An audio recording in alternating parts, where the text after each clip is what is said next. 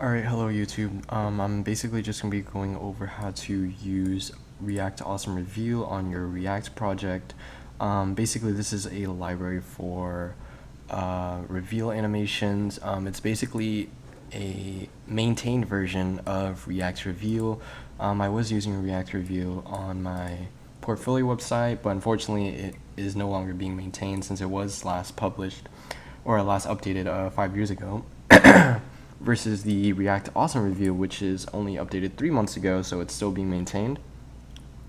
And with the React Review, I was running into deployment issues, so that's why I had to make the switch. But basically, to get started, you're just going to install using NPM, or if you're using Yarn, you would use Yarn. So for me, I'm going to do, you're just going to go into your project, NPM, or you can just paste it. And then once you do that, wait for it to load, you can do npm list, and as you can see, we have React Awesome Review. And basically, I'm going to be doing this on my personal portfolio website to show you or demonstrate how to use it. And you can find this, I'm going to leave a link in the description below, but it's going to link you to my GitHub page for my personal portfolio website. And it is fully open source, and I encourage anyone, if interested, to use this as your personal portfolio. Basically, you can house your projects in here, your work experience, your education or courses that you're taking. So if you're getting a bachelor's degree, you can show all 4 years, both semesters, your About Me page, and also an intro page that pulls GitHub API with a social media icons bar and a Navbar as well. And this does update real time, uses GitHub API. And mainly all the content, every single paragraph you see here is fully configurable within one content.json file. So essentially, if you wanted to edit your, let's say I am a freshman. Save that, run the website, npm start. It is going to pull up as freshman, but if we go back, remove the edit, it's going to say sophomore now. So yeah, I'm going to leave a description below, but let's get started with the tutorial. So first, after we've installed it, we're going to import it using right here. You can just copy this, go into what file in your React.JS project that you want to use it on. So for me, I'm going to start off with the intro page. So I'm just going to import fade. And basically, I'm gonna reopen it up. So right now, if you look on my website, which is kevintrent.dev, this is the deployed version. But as you can see, when we refresh the page, we have a bunch of animations right here for each element. It kind of gives like a sandwich effect with the button going up, the title and subtitle going down, and the middle paragraph just loads in. So to mimic that, for demonstration purposes, I removed those animations off the project. So if we go over to npm start, you'll see that there are no animations right now on it. So if we refresh, it just stays there.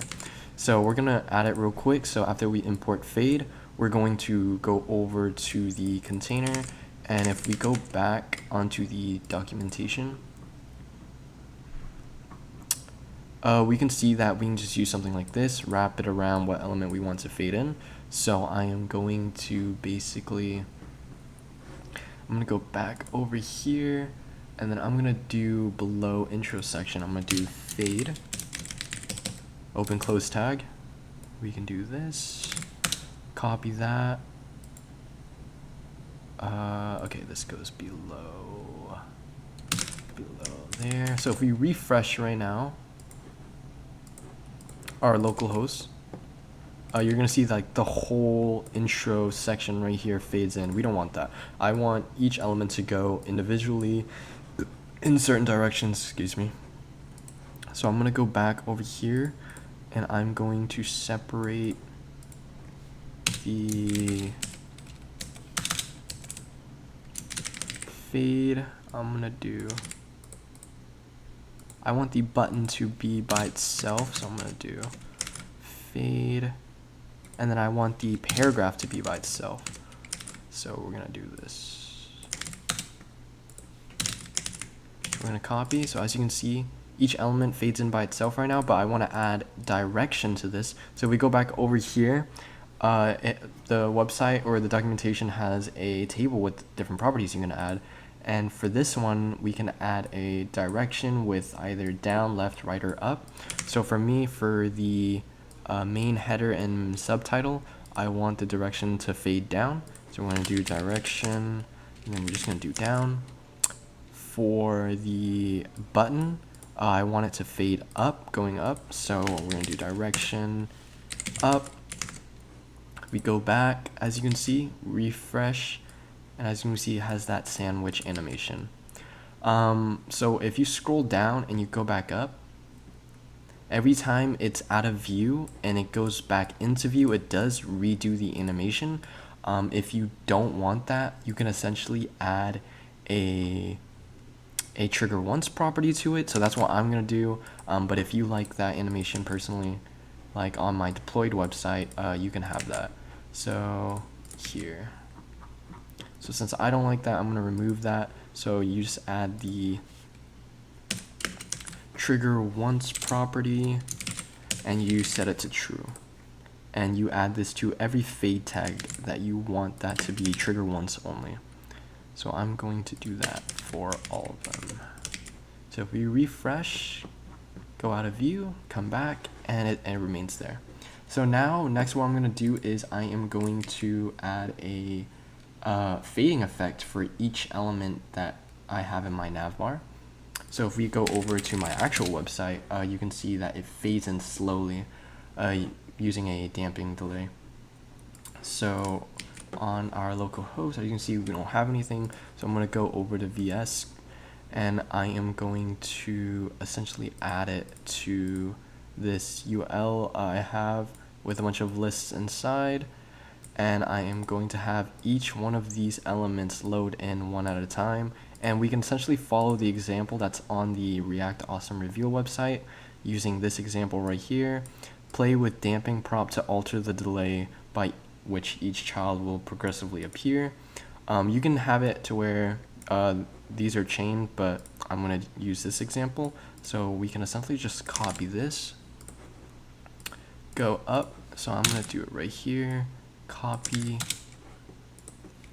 paste. So if we go back to our local host, oh, I forgot to import the fading elements from, I think it's React Awesome Reveal. Okay. So now if we go back, local host, you will see they load in one by one. I think that's a bit too fast. I'm gonna up it to 0.2. There we go. I feel like that's perfect. Yeah. Okay, there we go. So if I'm going to do the next example I'm going to do is to show. Oh yeah, I also forgot to add. You can add the trigger once as well. That's what I'm gonna do. Even though the navbar is absolute positioning for me, I'm just gonna do it as well. And then next, what I'm going to do is for each project panel that I have, I want each one to load in with a delay. So the way I have it out is that it reads each project that I have like an object for it in my JSON file. And essentially, I have 3 of them in here. So 1, 2, and then 3. But essentially, I can just copy and paste this and make like 6 of them if I wanted to. But basically, if we go over to my side projects, as you can see, I'm going to import it real quick so we don't forget that. So we're going to import the fade from React Awesome Reveal. And I want each one of these cards to fade in slowly. So that is going to be, for me, it's going to be this div class right here, card dash recent projects. And as you can see, I'm using a map function to iterate through each project that I have. So for this, cascading did not work for me. I'm not sure if I did it incorrectly, but another workaround that I found is if you use the delay property that's on here, and it's essentially the time to wait before animation starts in milliseconds. So it takes in a number as a parameter.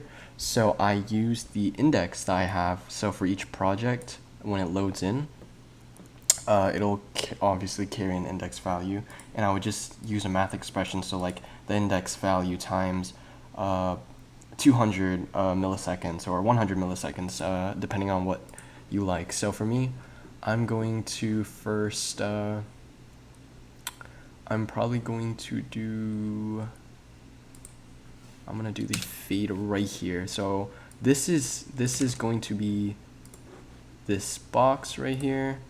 So I'm going to wrap the fade around all these boxes, or like the function that prints each box. So I am going to do fade.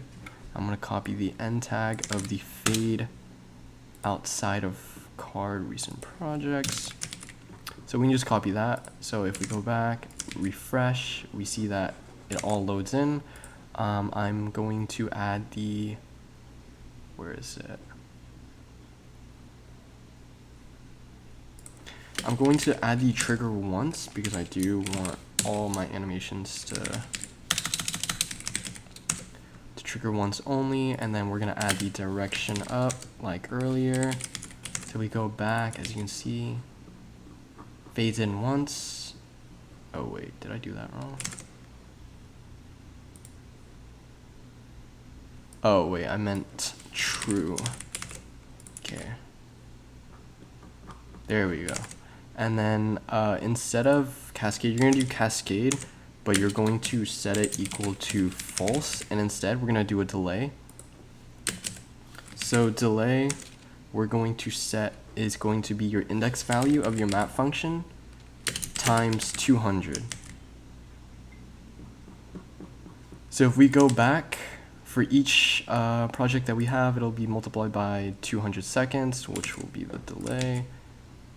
So as you can see, we have each item or each project panel load in separately. So that's essentially a quick guide on how to use, or some examples, some of the examples I showed using React Awesome Review. Please leave a like and a comment, and yeah, goodbye, thank you.